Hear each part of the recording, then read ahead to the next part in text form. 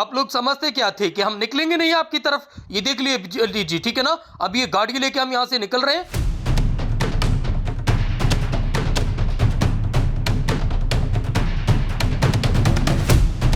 ત્રીસ 8/2025 સોમનાથના વેરાવળમાં એક મહિલાએ આપઘાત કર્યો અને આ ઘટનાની જાણ પોલીસને પહોંચતા જ પોલીસે ઘટના સ્થળ પર પહોંચી.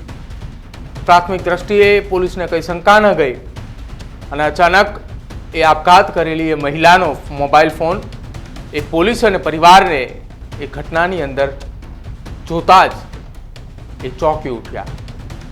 મહિલાના આપઘાત પાછળ ડિજિટલ અરેસ્ટની ઘટના હોવાનું સામે આવ્યું હતું અને આ એક ઘટના અંતર્ગત ડિજિટલ અરેસ્ટનો ભોગ બનેલી એ મહિલાએ લાખો રૂપિયા ટ્રાન્સફર કર્યા.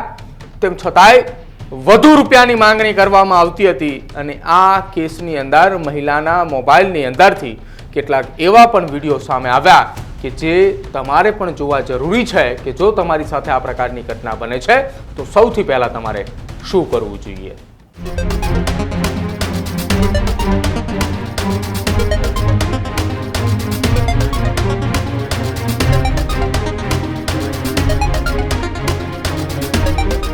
ગીર સોમનાથ જિલ્લાના વડુ મથક વેરાવળમાં ડિજિટલ અરેસ્ટનો ભોગ બનેલી બિલ્ડરની પત્નીએ ગત 30/8/2025 રોજ આપઘાત કરી લીધો હતો. આ મહિલાને ફસાવીને 2 ફોન નંબર પરથી નાણાં આપવાની સતત માંગણી કરવામાં આવી હતી. મહિલા પાસેથી QR કોડ મારફતે થોડી રકમ થઈને લગભગ 1.15 લાખ રૂપિયા એ આરોપીઓએ પડાવી લીધા હતા અને જોકે આરોપીઓ દ્વારા ત્યારબાદ પણ વધુ રકમની માંગણી અને પરિવારને ઇન્કમટેક્સ અને પોલીસના નામે ડરાવી ધમકાવી આ મહિલાએ આપઘાત કરી લીધો. ત્યાં સુધી તેમને માનસિક ત્રાસ આપવામાં આવ્યો હતો. પોલીસે મહિલાને ડિજિટલ અરેસ્ટ કરનારા 2 ફોન નંબર ધારકો સામે ફરિયાદ નોંધી છે, જેમાં એક નંબર પાકિસ્તાનનો દર્શાવે છે, જો કે બીજો નંબર એ ભારતનો હોવાનું પણ તપાસમાં એ સામે આવ્યું છે. વેરાવળમાં જમીન મકાનનો વ્યવસાય કરતા અશોકભાઈ પ્રવીણચંદ્ર ચોલેરાએ પોલીસ ફરિયાદમાં નોંધાવ્યું હતું કે તેમની પત્ની પૂજાબેનને મોબાઈલ નંબર ઉપરથી જે ફોન આવતા હતા જેમાં 2 વોટ્સઅપ નંબર, એક પાકિસ્તાનનો અને બીજો ભારતનો નંબર પરથી કોલ આવતા હતા અને કોલ્સને કારણે પૂજાબેને છેલ્લા 2 દિવસથી ખૂબ તણાવમાં હતા અને બરાબર જમતા પણ ન હતા. આ બંને નંબરો પરથી તેમને પાર્સલ મોકલવા બાબતે ઇન્કમટેક્સ અને પોલીસના નામે ડરાવવામાં આવતા હતા. ધમકી આપવામાં આવતી હતી કે જો પૈસા નહીં આપો તો તેમનો આખો પરિવાર એ ફસાઈ જશે અને આરોપીઓએ પૂજાબેનને માનસિક ત્રાસ આપીને વધુ પૈસાની માંગણી કરી હતી.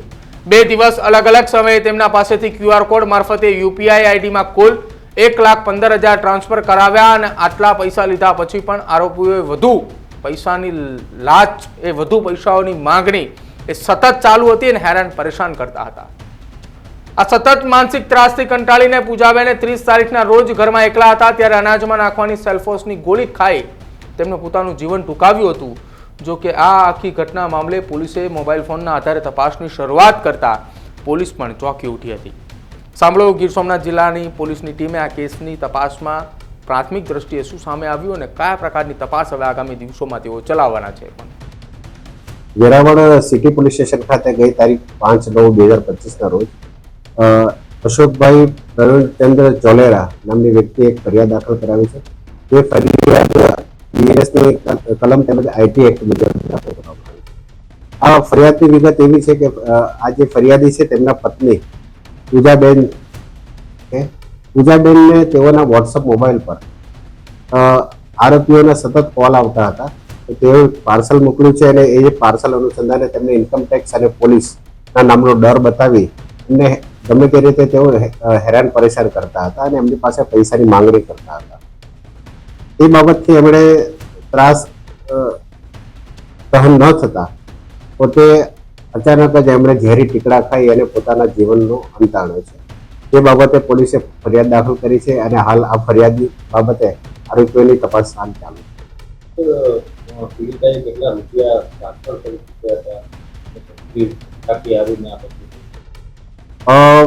હાલમાં એક આરોપીએ QR કોડથી 1,15,000 જેટલી રકમ તેઓ ટ્રાન્સફર કરાવી હતી. તેમ છતાં તેઓની માંગણી હજુ ચાલુ હતી અને આ બાબતે તેઓના સમગ્ર પરિવારને ફસાવી દેશે તેમને સતત ભય અને ડર બતાવવામાં આવતો હતો. તેના કારણે એમણે આ પગલું ભર્યું. હજુ હાલમાં આજે આની તપાસ ચાલુ છે. આ જે વોટ્સઅપ નંબર પર જે એમને કોલ આવ્યા હતા એ અજાણ્યા ઇસમો વિરુદ્ધ હાલ તપાસ દાખલ કરવામાં આવી છે અને આરોપીને હાલ શોધખોળ આ ઘટનાના પગલે તમામ લોકોને એક જ સંદેશ છે કે જ્યારે પણ આવા કોઈ પણ ફોન કોલ્સ આવતા હોય તો પોતાના પરિવારના સભ્યો સાથે ચર્ચા કરે, તેઓને પણ ધ્યાનમાં લાવે અને આવી કોઈ પણ બાબતમાં તેઓ ન આવે અને સતત એલર્ટ રહી અને જ્યારે પણ કોઈ આવી બાબતો આવે તો પોલીસને છે કે ગમે તે એજન્સીને સંપર્ક કરે, જેથી તેઓ આવી કોઈ પણ મુસીબતમાંથી તેમને નિવારણ લાવી શકે. જોકે મૃતક મહિલાના ફોનમાં મળેલા કેટલાક વિડીયો આરોપીઓએ આ મહિલાને ધમકાવવા માટે વોટ્સઅપમાં કેટલાક વિડીયો મોકલ્યા હતા. ધમકાવવામાં જે કેટલાક વિડીયો મોકલ્યા હતા એ વિડીયોમાં એક પોલીસ અધિકારીએ પોતાની ઓફિસની અંદર બેઠા છે. બેકગ્રાઉન્ડમાં અવાજ આવી રહ્યો છે કે સીબીઆઈની ઓફિસ છે, આ ઓફિસે સહી કરવા આવવાનું છે એવું કહ્યું. જો કે બીજા એક વિડીયોમાં એક પોલીસ કંટ્રોલ અને કમાન્ડ સેન્ટરનો વિડીયો છે જેમાં આરોપી બેકગ્રાઉન્ડમાં બોલી રહ્યો છે કે આમના વિરુદ્ધ કડકમાં કડક કેસ નોંધો. ત્યારબાદ ત્રીજો એક વિડીયો સામે આવે છે ને જેમાં ઉચ્ચ અધિકારી જેવી વ્યક્તિ પોતાની કારમાં બેસે છે.